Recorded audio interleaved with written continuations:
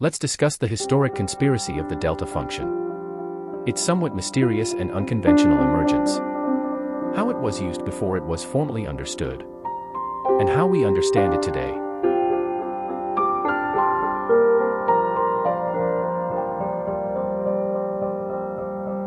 DIRAC delta function, denoted as delta of x, is one of the most fascinating and historically rich functions in mathematics and physics. It's called a distribution or generalized function, and it plays a crucial role in signal processing and quantum mechanics. Paul Dirac in the year 1920 introduced the delta function in the context of quantum mechanics.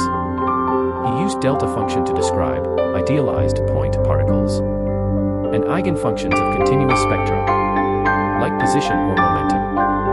For example, the wave function of a particle at a precise location is modeled using delta function. Mr. Dirac wasn't worried about formal rigor. He simply said delta of x is 0 for all x not equal to 0, and the integral of delta of x is equal to 1, which seemed contradictory. How can a function that is 0 everywhere still integrates to 1? Conspiracy of using a non-existent object.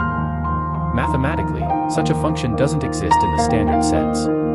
There's no ordinary function that satisfies those properties. But physicists use Dirac delta anyway, in integrals, equations, and models.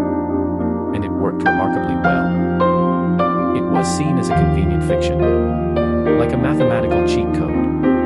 That's the core of the historic conspiracy. A whole generation of scientists using a function that technically didn't exist but giving correct results.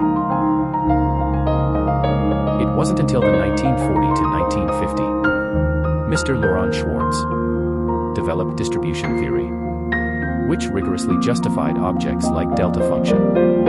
In this framework, delta of x isn't a function, rather treated as distribution, an object that makes sense only under an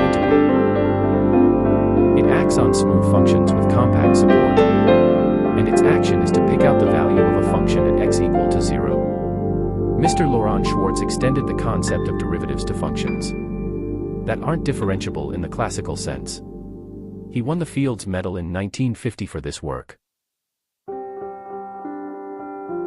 Today, the delta function is treated as a distribution, not a function, used to model idealized point sources such as mass at a point, charge at a point, impulse at a moment in time, etc.